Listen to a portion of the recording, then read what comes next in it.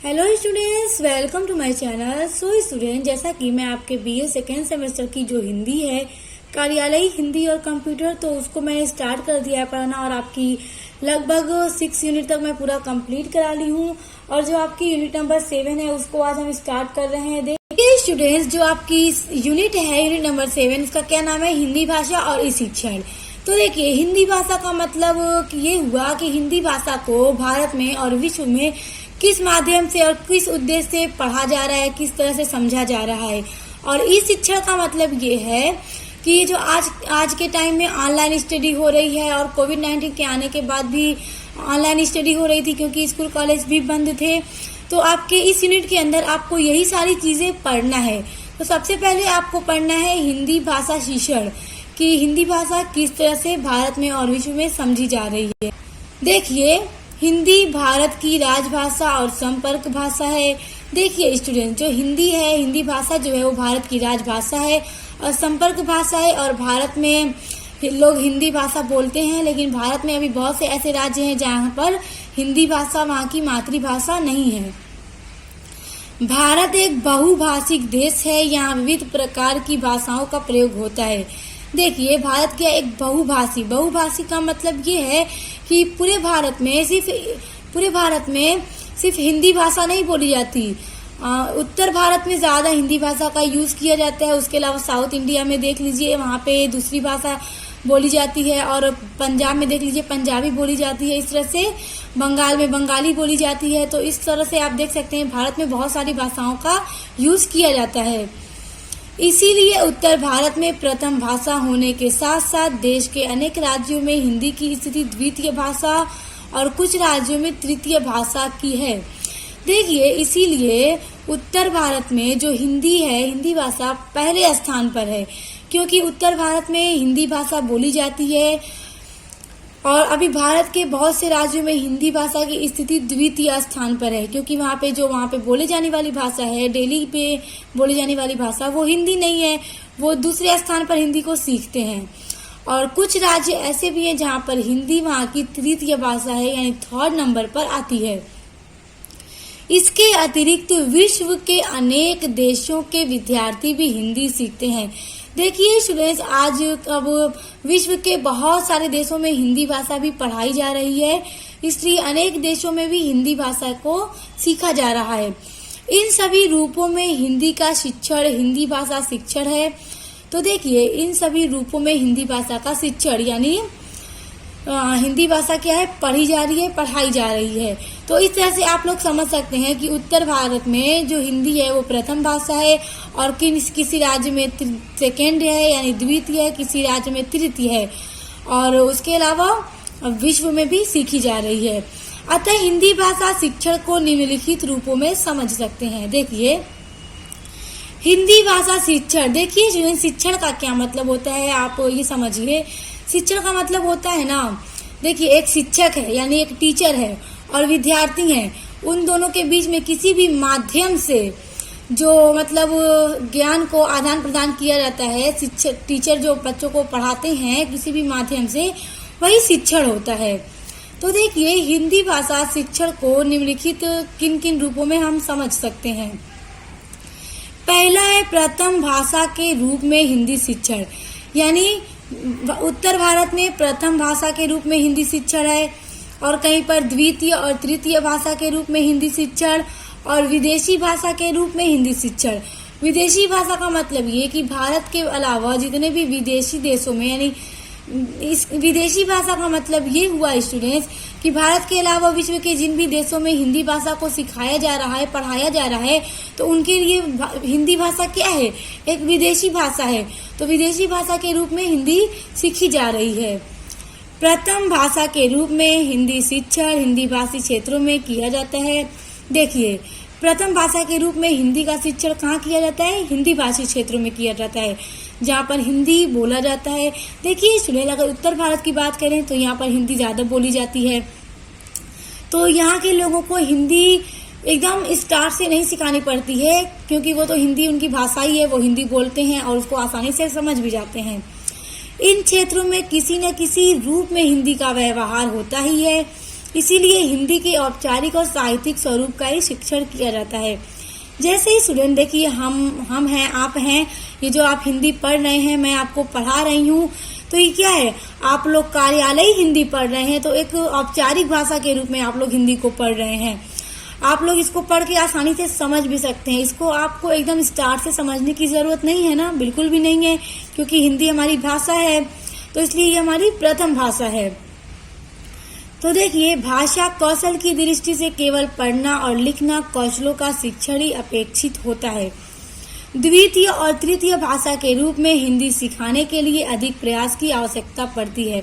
जैसे स्टूडेंट, अगर हम बात करें साउथ इंडिया की या फिर और भी ऐसे राज्यों की भारत के जहाँ पर हिंदी नहीं बोली जाती है, उनकी भाषा दूसरी है, तो अगर हमें उन्हें हिंदी सिखाना हो तो हमें क्या करना है, ज्यादा प्रयास की जरूरत पड़ेगी, ज्यादा हमें कोशिश करनी पड़ेगी। उन्हें हमें एकदम स्टार्ट से सिखाना होगा, आ से सम उनको अच्छे से सिखाना होगा, क्योंकि वो उसको बोल नहीं पाएंगे। उन्हें सीखने के लिए ज्यादा कोशिश करनी पड़ेगी, मेहनत करनी पड़ेगी। वहाँ अध्येता की मातृभाषा भी व्याघात होता है। विदेशी भाषा के रूप में हिंदी शिक्षण के लिए और अधिक सामग्री की आवश्यकता पड़ती है, क्योंकि वहाँ हिंदी का परिवेश भी उपलब्ध नहीं होता। जैसे स्टूडेंट देखिए, अगर हम किसी भी आउट ऑफ इंडिया देखें, अगर हमें वहाँ पर हिंदी भाषा का शिक्षण करना है, पढ़ाना है, तो हमें वहाँ पे बहुत ज्यादा सामग्री का मतलब ये हुआ कि हमें उन्हें एकदम स्टार्ट से सिखाना होगा। अगर हमें को अभी किसी अदर कंट्री की भाषा, किसी अदर कंट्री की लैंग्वेज अगर सीखना पड़े, तो हमें एकदम स्टार्ट से सीखना होगा। और अगर वहाँ के लोगों को सीखना रहे तो स्टार्ट से नहीं सीखना होगा, क्योंकि उनकी तो वही भाषा होगी, वो तो अपनी भाषा को बोलते हैं। और हमें अगर सीखना पड़े तो हमें एकदम स्टार्ट से सीखना पड़ेगा। जैसे स्टूडेंट अगर बात करें इंग्लिश कंट्री की, तो इंग्लिश कंट्री में वहाँ पे ग्रामर स्टूडेंट्स नहीं सीखते होंगे, वहाँ पे उनकी भाषा ही इंग्लिश है, वो तो इंग्लिश बोल ही लेते हैं, बस वो इंग्लिश पढ़ते हैं। और देखिए, अगर वही हमें सीखना रहे तो हमें एकदम स्टार्ट से उसको सीखना होगा। हमारे एक वर्ड को लेकर उसकी अच्छी से मीनिंग देखेंगे, और उसके साथ साथ हमें एक ग्रामर भी सीखना होगा। तो ठीक उसी तरह अगर किसी भी दूसरे देश के लोग हिंदी भाषा को सीखते हैं तो उसे एकदम स्टार्ट से सीखना पड़ता है, उन्हें ज्यादा मेहनत करनी पड़ती है, और एक एक वर्ड की हिंदी को अच्छे से समझना पड़ता है, उसकी मीनिंग को समझना पड़ता है। तो वही है हिंदी भाषा शिक्षण कि किस रूप में कौन हिंदी को सीखेगा। देखिए, अतः हिंदी भाषा शिक्षण एक बड़ा क्षेत्र है। स्टूडेंट्स, जो हिंदी भाषा शिक्षण है एक बड़ा क्षेत्र है, क्योंकि हिंदी भाषा बहुत बड़े पैमाने पर, बहुत बड़े क्षेत्र पर पढ़ी जा रही है, समझी जा रही है। क्योंकि अब मतलब भारत के अलावा विश्व के भी बहुत सारे देशों में हिंदी भाषा पढ़ी जा रही है, जिस पर भाषा की दृष्टि से अलग अलग विचार किया जा सकता है, क्योंकि भाषा शिक्षण की प्रविधि और सामग्री इस बात पर भिन्न हो जाती है कि अध्येता किस रूप में हिंदी को सीखना चाहता है। देखिए, कहने का मतलब ये है कि जो हिंदी भाषा का शिक्षण है उसकी जो सामग्री है वो इस बात पर अलग हो जाती है, भिन्न हो जाती है कि जो अध्येता है किस रूप में हिंदी को सीखना चाहता है। कहने का ये मतलब है, मैंने अभी आपको बताया कि जहाँ पे हिंदी प्रथम भाषा है वहाँ के लोगों को बस क्या है, हिंदी के बारे में बहुत एक एक वर्ड की मीनिंग नहीं देखना होगा। जैसे देखिए स्टूडेंट्स, आपको ही देख लीजिए, मैं आपको पढ़ा रही हूँ, आप हिंदी पढ़ रहे हैं, कार्यालय हिंदी, आप हिंदी को अच्छे से समझ सकते हैं।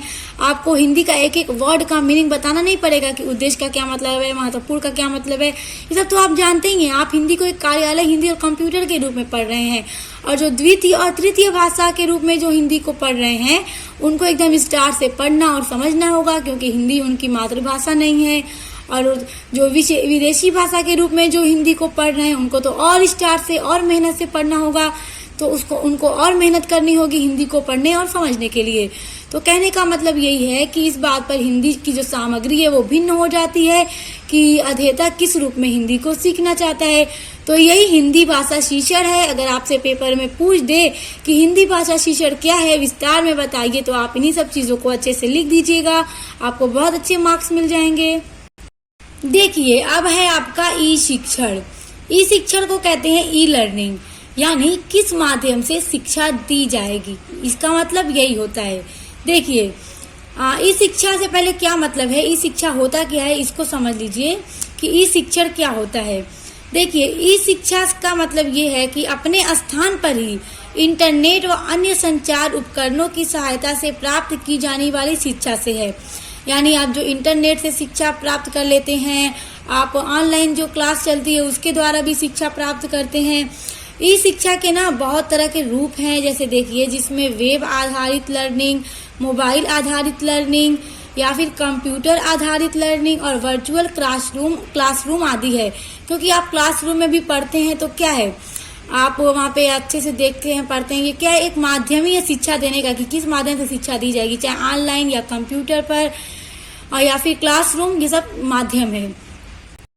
पिछले 3 दशकों में जीवन के हर क्षेत्र में सूचना और संचार प्रौद्योगिकी सेवाओं का काफी विस्तार हुआ है। देखिए पिछले 3 दशक, दशक का मतलब होता है, एक दशक का मतलब होता है 10 साल, तो 3 दशक का मतलब 30 साल।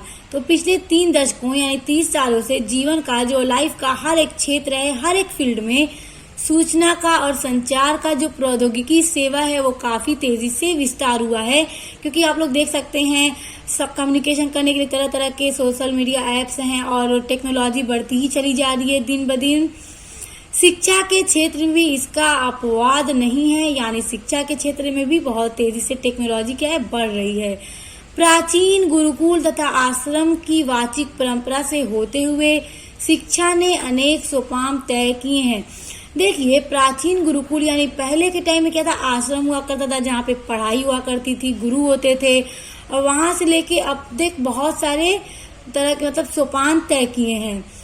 पिछली सदी के कमोबेश पारंपरिक श्यामपट तथा खड़िया मिट्टी चाक के दौर से गुजरते हुए 21वीं सदी के इस दूसरे दशक में पठन पाठन का समूचा परिदृश्य बहुत बदल चुका है।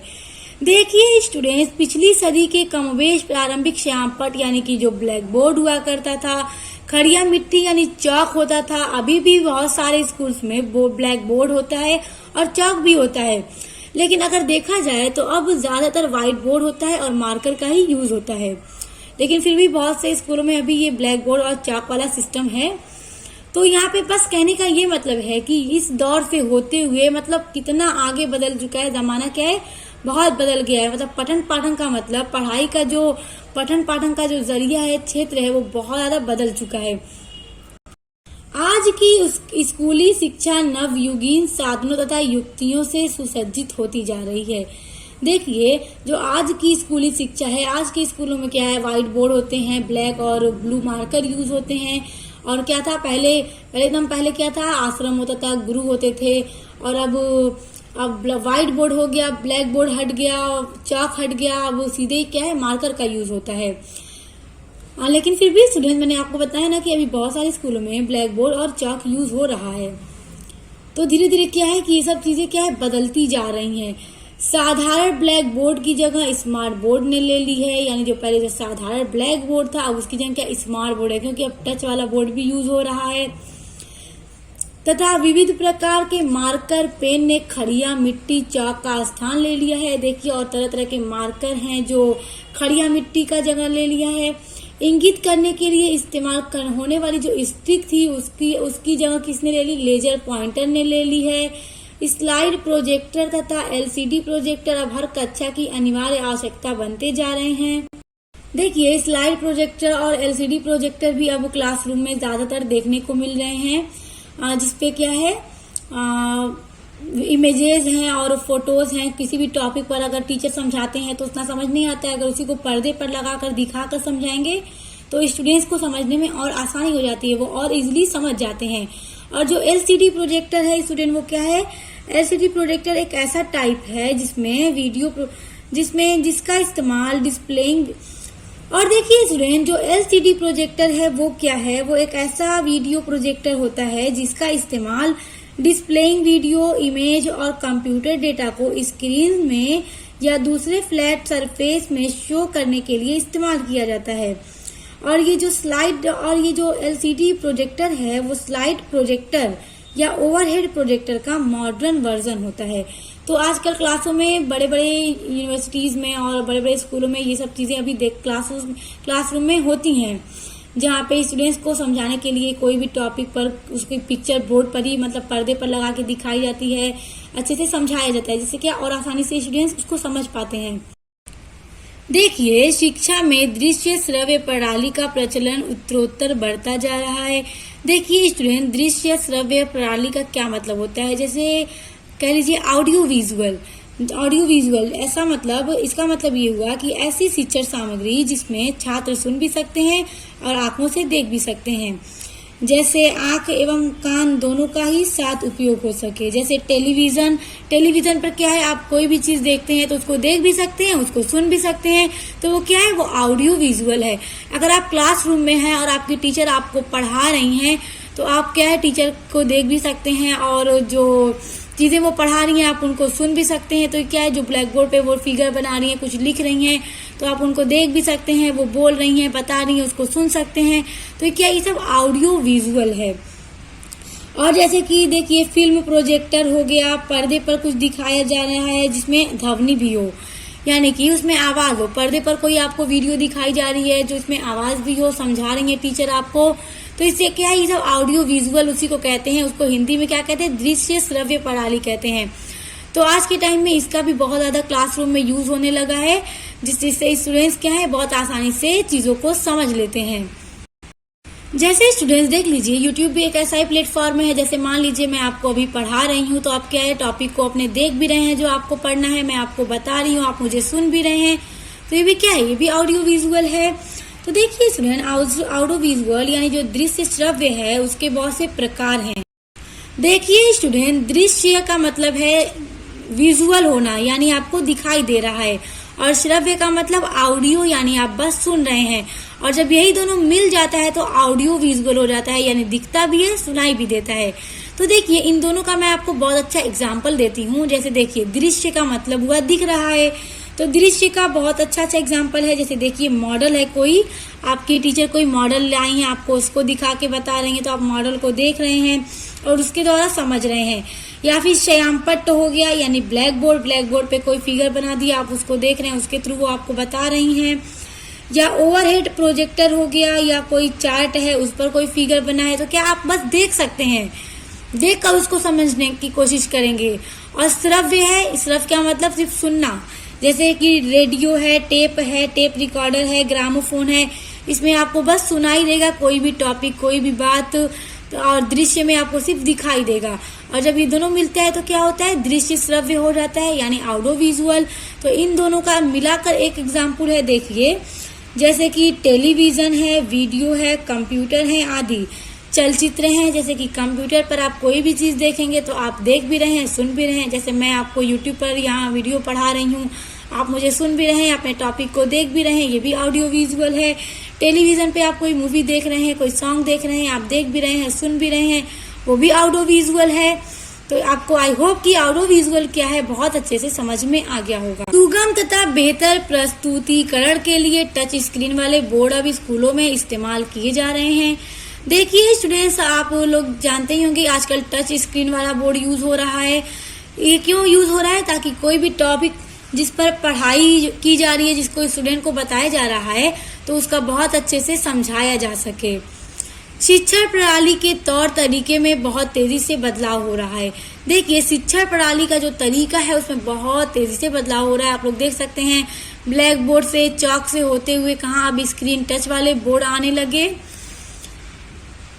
कोविड-19 महामारी के बढ़ते प्रभाव को रोकने के लिए लागू किए गए लॉकडाउन के कारण स्कूल, कॉलेज और विश्वविद्यालय की शिक्षा प्रतिकूल रूप से प्रभावित हो रही है।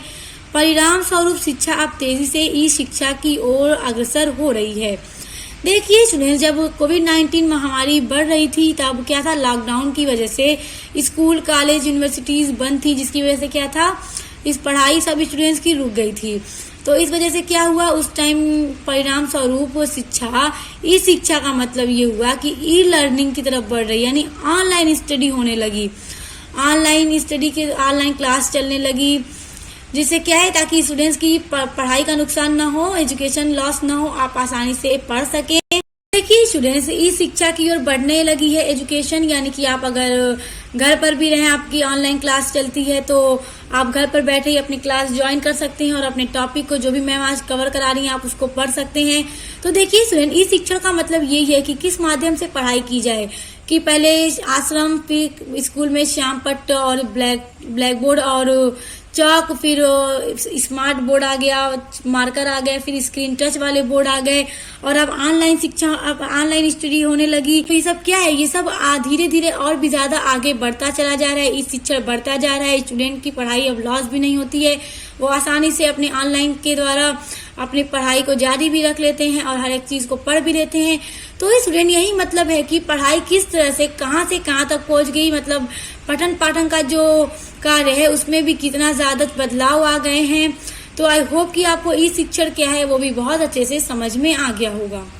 सो स्टूडेंट्स, अपने कार्यालय हिंदी और कंप्यूटर की आगे की यूनिट्स को पढ़ने के चैनल को सब्सक्राइब करके बेल आइकन को प्रेस कर लीजिए। तो अब मिलते हैं नेक्स्ट वीडियो के साथ।